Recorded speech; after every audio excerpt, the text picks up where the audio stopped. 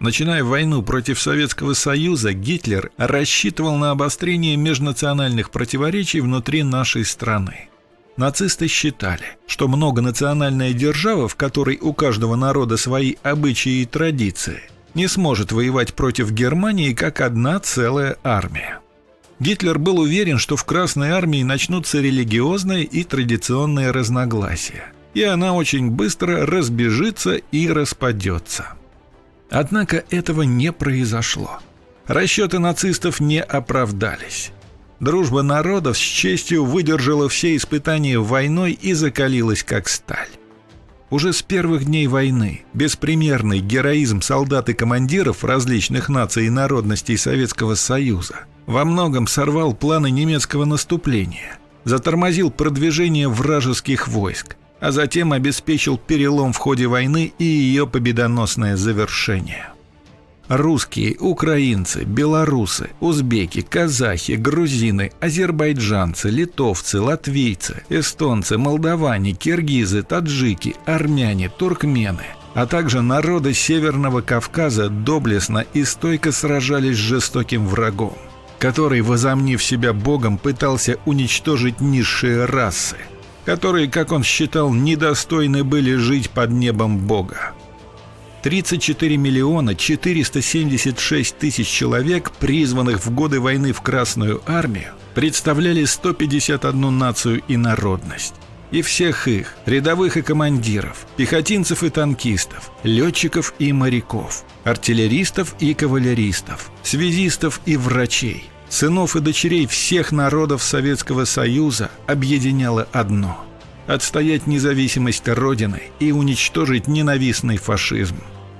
В этом видео давайте с вами попробуем разобраться, какие народы, входящие тогда в состав СССР, в борьбе с общим врагом, не раздумывая, шли на верную смерть, и об их отношении к этой самой смерти. Русские. На Западе нынче модно утверждать, что русские обладают преимущественно отрицательными качествами характера, а большинство героических поступков, совершенных ими, относят чуть ли не к случайностям.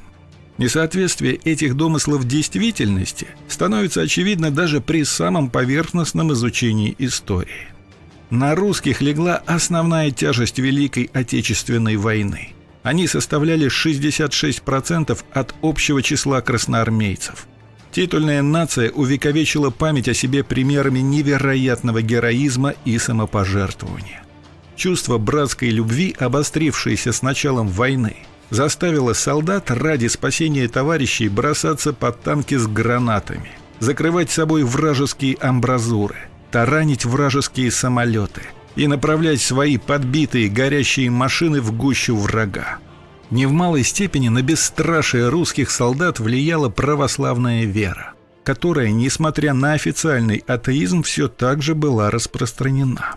Ведь, как гласит Евангелие от Иоанна, нет больше той любви, как если кто положит душу за друзей своих. Не хватит времени, чтобы описать все примеры героизма, но достаточно вспомнить, что в своем победном обращении к стране Иосиф Сталин назвал народом-победителем именно русских, что для интернациональной политики СССР было совсем нетипичным. Тувинцы. Тувинцы – народность, проживающая на границе России с Монголией.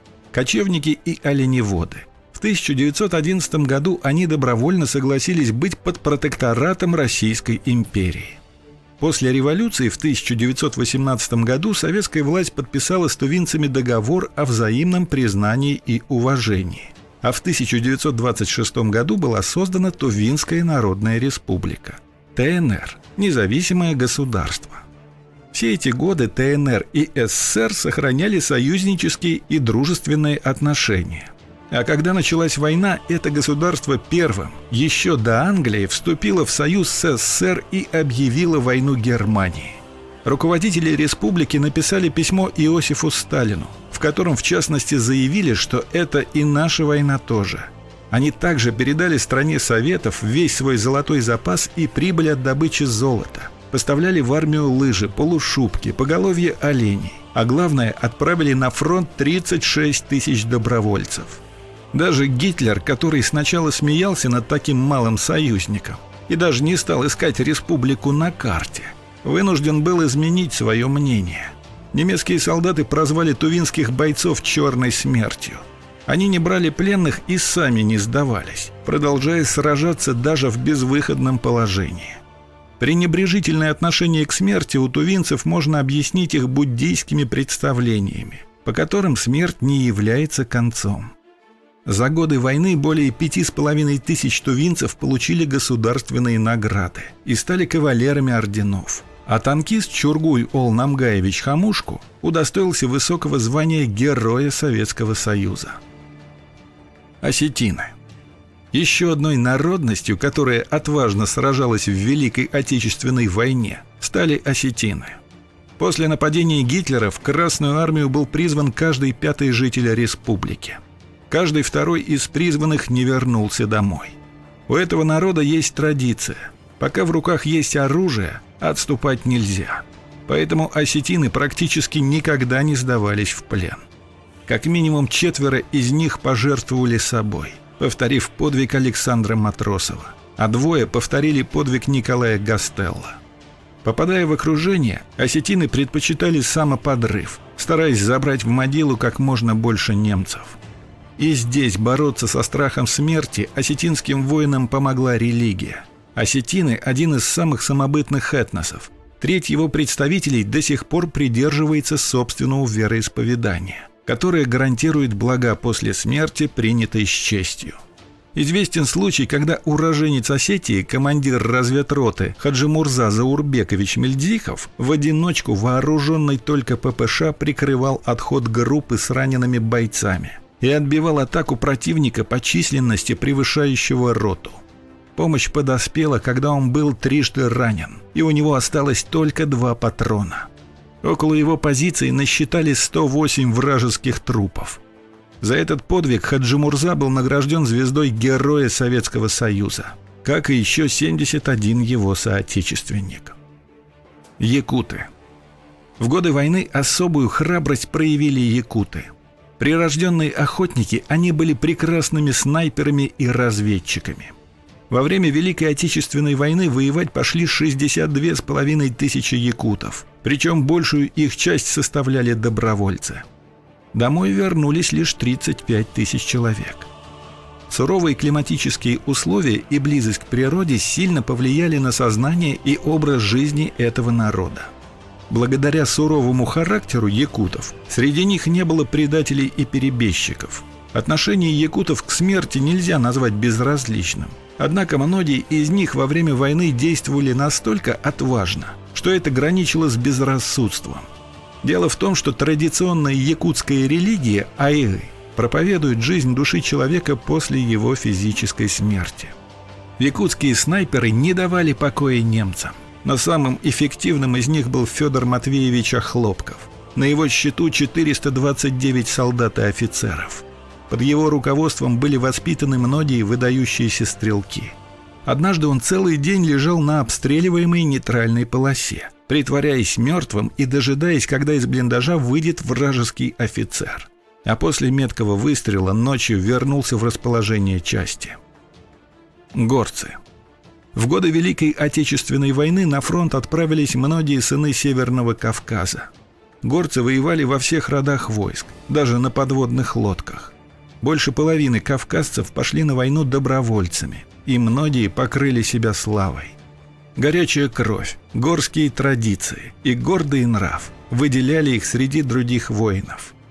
Презрительное отношение к смерти и храбрость часто позволяли им одолеть врага и обратить его в бегство. В трудные моменты силу им придавала мусульманская вера, которая обещала им, что после смерти они попадут в лучший мир. Так уроженец Дагестана Ханпаша Нурадилович Нурадилов, который принимал участие в боевых действиях с первых дней войны, за год с небольшим уничтожил 920 солдат противника. В своем первом же бою, когда всех его сослуживцев убили, а его самого ранили, он остался у пулемета и сумел в одиночку остановить наступление немцев на село Захаровка в Украине.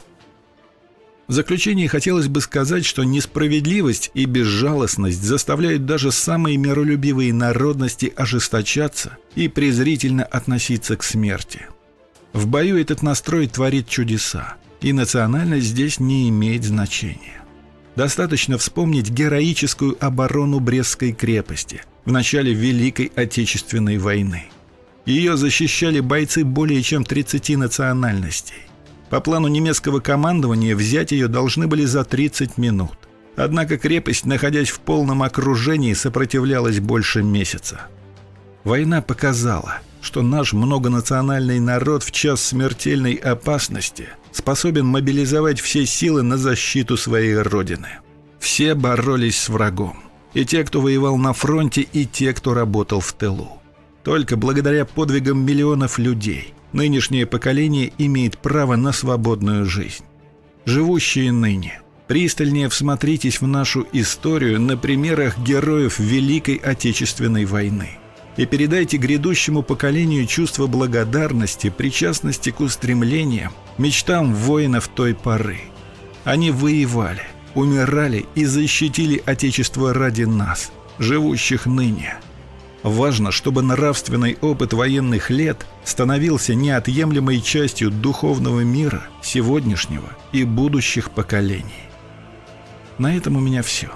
Если видео было вам интересно, поддержите нас лайком и не забывайте подписаться. До новых встреч!